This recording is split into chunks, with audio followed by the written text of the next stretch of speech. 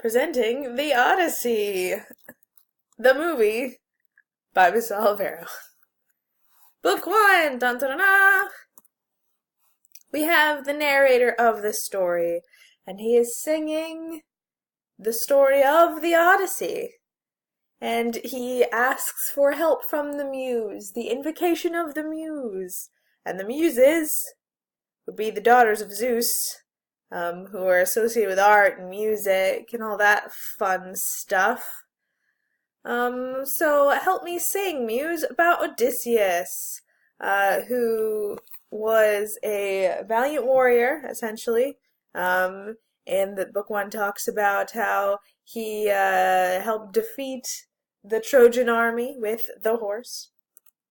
And how he spent many years at sea, a wanderer, harried by lots of various troubles. On his way home, that's all he wanted to do. And his crew was there, except they were all destroyed because of their own recklessness when they came across the cows of Helios, the sun god. And then book 1 closes out with another request for help. And then the actual story begins. Dun, dun, dun, dun. Book 5, where we began reading. Odysseus is sad on Calypso's island by the sea. Calypso had saved him from a shipwreck, and she's been keeping him there for 7 years. Whoa! Hermes comes and says he has a message from Zeus. And Zeus says to let Odysseus go. So Calypso's upset, obviously. But Odysseus finally gets to go home. How nice. So he boards a raft, says see ya, and takes off. Dun dun dun dun! Book 9.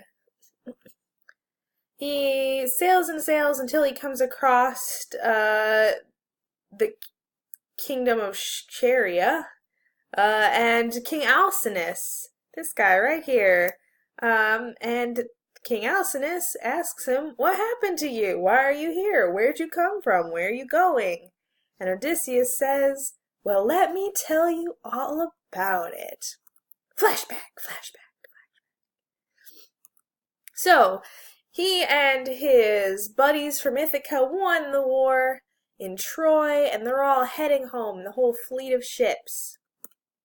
First thing that happens is they come across the island of the Lotus Eaters. Nice pink flowers there. I don't know if they're actually pink, but that's the color they're going to be now. And the crew eat the flowers, and they forget about wanting to go home. Home? Nah, let's just stay here and enjoy these flowers. Odysseus is not about that, so he decides that he's going to take the crew with him. He literally ties them up, pulls them back to the ship, and they take off. So, crisis averted. Next thing that happens is they land on the island of the Cyclopses. They're scouting it out, they see a cave, they're going to try to ask for some help, try to ask for some direction, ask for some supplies maybe. So he takes a couple of his crew members and they head into the cave. And once inside the cave, they see some sheep and some cheese. And the crew ask if they can just take it back to the ship and take off. But Odysseus says no. They're going to stick around and talk to the Cyclops. So he comes in. He's giant, has one eye, quite scary. They ask for help. They say Zeus would want you to help us. And the Cyclops responds, haha, no, he doesn't care about Zeus at all. He cares about Poseidon, and he's going to do what he wants. He rolls a boulder over the opening of the cave, and he eats some of the crew. Ah, says the crew. Odysseus has to come up with a plan so that they can escape, get the boulder out, get his crew out, get back to their boat, and survive here. So, when the Cyclops is gone during the day, they look around the cave, they notice a big tree. Being resourceful people, except for the ones that are dead, they start a fire, twist it into a pointy stake that they can then use to stab out the Cyclops' eye. He comes back from work, And they have a little chat. Odysseus says, "Hey, would you like some of this wine that I brought?" And the Cyclops doesn't turn that down. He takes the wine, and he starts getting more and more drunk. During this conversation, Odysseus tells him, "I'm nobody. My name's Nobody." And the Cyclops tells him, "Oh, great, I'll eat you last. Thanks for the wine." He passes out, and Odysseus and the crew can then shove the stake in his eye, blinding him. Super great. He runs outside, starts screaming out how nobody blinded me to all the other Cyclops who don't care.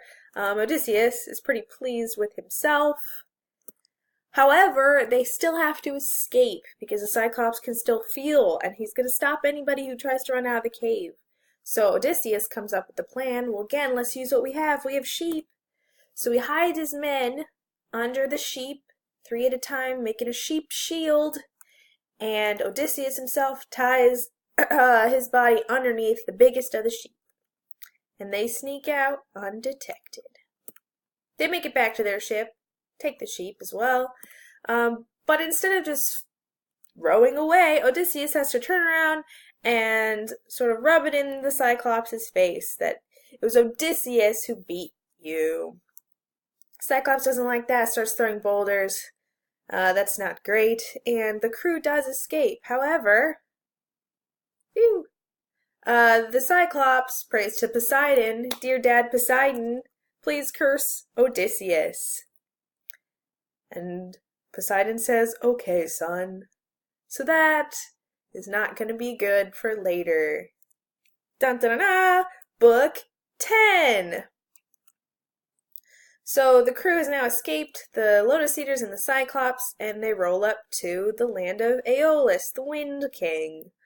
The king gives them a bag of wind to help them out. The crew doesn't know it's wind.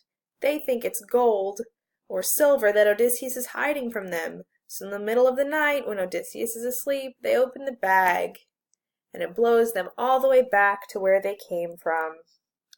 "Why did you do this?" Odysseus wonders. "Why did I get stuck with such a stupid crew?" They roll back up to the island of Aeolus and ask for help, and he tells them to get out.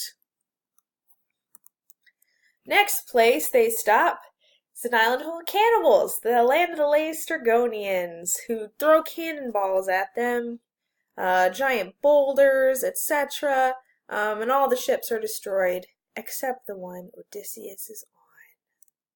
So sad. They move on up and land on Calypso's island, Circe's island. Forget I said that, it's Circe. Circe's island. And the crew goes this time. Odysseus stays back on the boat. He lets other people take charge for once and scout it out. Which, if you remember, people scouting it out on the Cyclops Island didn't go so well. Doesn't go so well now either. Circe is an enchantress who has magic, and she offers the crew drink and food, and they drink it, and she turns them into pigs. Super great. Odysseus can't have his crew be pigs, so what does he have to do? Go save them again. On his way there, he runs into Hermes, helpful Hermes, who gives him Molly, a plant that's going to save him from turning into a pig. So he shows up with this plant to talk to Circe, trying to talk her into turning the pigs back into men. When she doesn't listen, he threatens her with a sword. It's kind of a bit of a standoff, and then Circe finally agrees, "Fine, I'll turn them back into men. Boop. But you guys are going to stay here with me for a bit." So they end up staying and feasting and drinking for 1 year. Eventually, Odysseus asks her, "Hey, can we go now?"